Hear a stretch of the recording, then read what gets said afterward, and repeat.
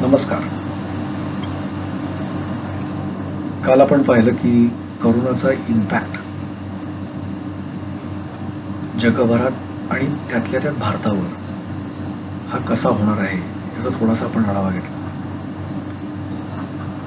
मला वाटतं की आपले प्रश्न हे प्रगत देशांच्या तुलनेत खूप जास्त आहेत आणि बिकट आहेत. याचं कारण गेले 2-3 वर्ष मंदीचं वातावरण आहे हे आपण आधी मान्य करत नव्हतो. आता जेव्हा आपण मान्य करायला लागलोय तेव्हा हे करोना येऊन बसलाय. आपल्याकडचे महत्वाचे प्रॉब्लेम म्हणजे वित्तीय संस्था आणि बँका यांचं सुदृढीकरण जे करणं आवश्यक आहे. त्याच्या दृष्टिकोनातून मला वाटतं सरकारने आता पावलं टाकायला सुरुवात केली होती की बँकांमध्ये त्यांनी थोडंफार कॅपिटल इन्फ्यूज केलं होतं. तसंच अनेक सरकारी बँकांचं विलीनीकरण करून 4-5 मोठ्या सरकारी बँका आणि 4-5 मोठ्या सशक्त अशा खाजगी बँका आणि थोड्या वित्तीय संस्था याच्या बळावर काहीतरी चांगलं होईल अशी एक आपली अपेक्षा होती किंवा अपेक्षा आहे. आत्ताच 31 मार्चला आता अलाहाबाद बँक आणि इंडियन बँक यांचं विलिनीकरण किंवा पंजाब नॅशनल बँकेबद्दल काही बरोबर बँका आणि युनियन बँक आणि कॉर्पोरेशन बँक वगैरेचं विलिनीकरण हे सगळं चालू आहे आणि मला असं वाटतं की याचा नक्की पॉझिटिव्ह इम्पॅक्ट होईल. पण खरा प्रश्न आता कोरोनामुळे जे ठप्प झालेलं आहे त्याला पुन्हा गती आणणं हे सर्वात महत्त्वाचं आहे. याच्यामध्ये 2 महत्त्वाच्या गोष्टी आहेत. काल आपण जे म्हटलं की जीडीपी ग्रोथ जी आपली आता साधारण 2% येईल आणि मुख्य म्हणजे फिजिकल डेफिसिट. एकीकडे लक्षात घ्यायला पाहिजे की MSME म्हणजे हे मध्यम आणि लघु उद्योग जे आहेत त्याच्यात जवळपास 12 ते 15 कोटी लोक रोजगारावर आहेत किंवा त्याच्यात नोकऱ्या करतात, त्याच्यात काम करतात. किंबहुना कदाचित जास्तही असतील कारण मी फक्त MS म्हणतो, स्मॉल आणि मायक्रो तर मला माहीत नाही. ह्या सगळ्यांना आत्ता ज्या कंपन्या बंद करायला लागल्यात, उत्पादन बंद करायला लागले आणि एवढंच नाही तर तरी त्यांना त्यांच्या कामगारांना किंवा कर्मचाऱ्यांना पगार द्यायचे. ह्याचा मोठा ताण हा नक्की उद्योग क्षेत्रावर येणार आहे. मोठ्या कंपन्यांचं प्रोडक्शन तर बऱ्याच मोठ्या कंपन्यांनी प्रोडक्शन ऑलरेडी थांबवलं पण त्या सक्षम आहेत. त्यातल्या बऱ्याचशा बहुराष्ट्रीय कंपन्या आहेत त्या सांभाळू शकतात. पण ज्या भारतीय आणि ज्या MSME आहेत त्यांना खूप मोठा प्रॉब्लेम येऊ शकतो. अर्थात सरकारने पॅकेजेस जाहीर केलेले आहेत आणि सरकार पुन्हा एकदा नक्कीच पॅकेज जाहीर करेल मला खात्री आहे आणि त्यानंतर त्यांना फंडिंग केलं जाईल. पण तरीसुद्धा हे इतकं सोपं नाही आहे. म्हणजे फंडिंग करू आपण, हळूहळू पुन्हा उत्पादन चालू करू, पण ही जी गॅप आहे मधल्या 3 महिन्याची ही भरून यायला किमान 2 वर्ष जातील असा माझा अंदाज आहे. आणि आपल्या अर्थव्यवस्थेला हे तितकंसं परवडणार नाही. त्यामुळे मला आता वाटतं की सर्वात महत्वाचं म्हणजे ईज ऑफ डुईंग बिझनेस हे आपण जो गोंडस नावाखाली जे काही चाललेलं आहे जे म्हणजे आहे चांगलं आहे. पण आता फॉल्ट शोधण्यापेक्षा मला असं वाटतं की सगळ्यांनी एकत्र होऊन आपण पुढे कसं जायचं ते बघायला पाहिजे. म्हणजे आपण जपानी लोकांसारखं वागलं पाहिजे. दुसऱ्या महायुद्धानंतर जसं जपाननी केलं होतं आणि त्यांच्या अर्थव्यवस्थेला उभारी आणली किंवा रशियाचे सत्तापालट झाल्यानंतर रशियाने जशी त्यांच्या कडे इकॉनॉमीला भरारी आणली, चीननेही तेच केलं. तर मला असं वाटतं आता ही वेळ आपल्याकडे आलेली आहे. सगळ्यांना एकत्र येऊन काम करून आपल्याला इकॉनॉमी पुढे नेण्याकरता एकत्रित काम करण्याची मोठी गरज आहे आणि त्याकरता सरकारच्या प्रोत्साहनाची प्रचंड गरज आहे. आत्ता कंप्लायन्स या नावाखाली जो सामान्य छोटे उद्योजक किंवा छोट्या कंपन्या भरडल्या जातात, मला वाटतं सरकारने ते गांभीर्याने घ्यायची गरज आहे. आणि हे सारखं ईज ऑफ डुईंग बिझनेस आणि कंप्लायन्स याचा उदो न करता स्वतः सवलती देऊन पहिल्यांदा प्रोडक्शन करा, पहिल्यांदा उत्पादन वाढवा याच्यावर भर द्यायला पाहिजे. आपण जर पाहिलं तर याचा इम्पॅक्ट कुठल्या कुठल्या क्षेत्रावर झाला आहे. तुम्हाला माहिती असेल गेले 2 वर्ष आपण आता काय केलं,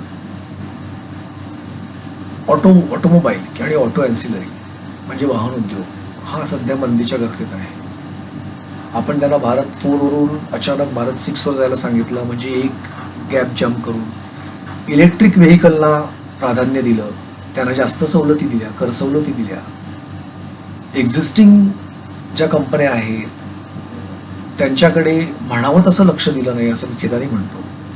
आणि त्याचा परिणाम आज संपूर्ण वाहन क्षेत्रात झालेला आहे, वाहन उद्योगाला झालेला आहे, जो आधीच गर्तेत आहे मंदीच्या. दुसरा महत्वाचा क्षेत्र म्हणजे रिअल इस्टेट. त्याचं तर पेकाटच मोडलंय, यांना कोणीच उभं करत नाही. कारण असं आहे की पूर्वी बँका काहीतरी मदत करत होत्या, जेव्हा रिअल इस्टेटला बँकांनी मदत करायचं नाकारलं, जेव्हा ते NPA अकाउंट व्हायला लागले, मग त्यांना NBFC आहे का होतं. नंतर NBFCने सुद्धा त्यांचं फायनान्सिंग बंद केलं IL&FS fiasco नंतर. आता त्यांना पैसेच मिळत नाही. मला तर वाटतं येत्या काही आगामी काळात फक्त काही मोठ्या कंपन्या, म्हणजे हाताच्या बोटावर मोडल्या आहेत का कंपन्या, ह्याच कंपन्या रिअल इस्टेट क्षेत्रात जातील, बाकीच्या सगळ्या संपून जातील. आणि हे मी एकटा नाही म्हणत आहे, असे बरेच अर्थतज्ञ म्हणतात. तिसरा महत्वाचा उद्योग जो आता सफर होण्याची शक्यता आहे तो म्हणजे IT. आता IT कंपन्या आपण सेफ म्हटला जातो कारण ते सर्व्हिस सेक्टर आहे, पण एक लक्षात घ्या, हा करोनाचा इम्पॅक्ट हा संपूर्ण जगावर झाला आहे. त्यामुळे इन्फॉर्मेशन टेक्नॉलॉजी ह्या क्षेत्रात सुद्धा जी झळ बसल्याशिवाय राहणार. घसरता रुपया हा IT क्षेत्राला पॉझिटिव्ह असला तरी सुद्धा आगामी काळात येथे 1-2 वर्ष IT क्षेत्रासाठी ही कठीणच जाणार आहे. बाकीच्या क्षेत्रांना तर डेफिनेटली मी काय चांगलं आहे असं म्हणणार नाही आणि फटका बसला असंही म्हणणार नाही.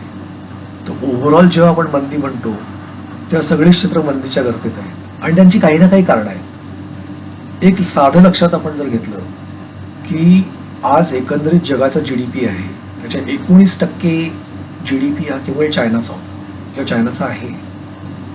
आणि 3 महिन्याच्या ह्या इम्पॅक्टमुळे जेव्हा चायना उत्पादन थांबवतं त्याचा निश्चित विपरीत परिणाम संपूर्ण जगावर होतो, कारण आज संपूर्ण जग चायनाच्या उत्पादनावर अवलंबून आहे. China is the largest exporter, हे लक्षात घ्या. आणि बहुतांशी देश हे आपण चीप कमॉडिटीसाठी किंवा स्वस्ताईसाठी आपण चायनाकडून इम्पोर्ट करतो. मी मध्ये एक प्रवास करत असताना असंच मला एक उद्योजक भेटला, छोटासाच उद्योजक होता, तो रेडीमेड गार्मेंट्स बनवत होता. तर मी त्याला विचारलं की काय आता सध्या या करोनाचा तुमच्यावर काय इम्पॅक्ट झाला आहे, चायनामुळे काय झालं. तो बोलला सर खूप मोठा इम्पॅक्ट झाला आहे. मग काय इम्पॅक्ट झाला. तसं म्हटलं तर सगळं आपल्याकडे बनतं, म्हणून बटणं त्यांच्याकडनं येतात, म्हणजे अगदी छोट्या छोट्या गोष्टी. आता बटणं हा आपण संपूर्ण चायनाकडनं इम्पोर्ट करतो, हे मला त्या दिवशी कळलं. शू लेसेस, अगदी छोट्या छोट्या गोष्टी आहेत, हुक्स आहेत. आणि ह्याचा इम्पॅक्ट हा टेक्स्टाईलवर पण झाला. म्हणजे आपल्याला कल्पना करता येणार नाही इतक्या क्षेत्रावर. आणि जे छोटे छोटे पार्ट्स आहेत, छोट्या छोट्या गोष्टी आहेत, अँटीबायोटिक्स, तुम्हाला माहिती आहे का, जे कॅप्सूल बनते ना, ते कॅप्सूल बनण्याकरता जे काही मटेरियल लागतं ते चायनाहून इम्पोर्ट होतं. म्हणजे मोठं केमिकल आपल्याकडे बनवत असेल, पण ती कॅप्सूल बनवण्यासाठी चायनाची गरज आहे. त्यामुळे याचा ओव्हरऑल इम्पॅक्ट हा खूप निगेटिव्ह राहणार आहे. औषध क्षेत्र असो, IT क्षेत्र असो, जे आतापर्यंत आपण एक सेफ इन्व्हेस्टमेंट म्हणत होतो, त्या दोन्ही इन्व्हेस्टमेंटना प्रॉब्लेम येणार आहे, दिसतोय आपल्याला. एवढंच नव्हे तर सगळे उद्योगधंदे या सगळ्यांना पुन्हा आता आपल्याला संजीवनी देण्याची गरज आहे. त्यामुळे मला असं वाटतं की एकजुटीने, आणि इतकं सोपं नाही आहे ते, ह्याच्यात आपल्याला जपानसारखेच धडे गिरवावे लागणार आणि सरकारच्या मदतीची खूप अपेक्षा आहे.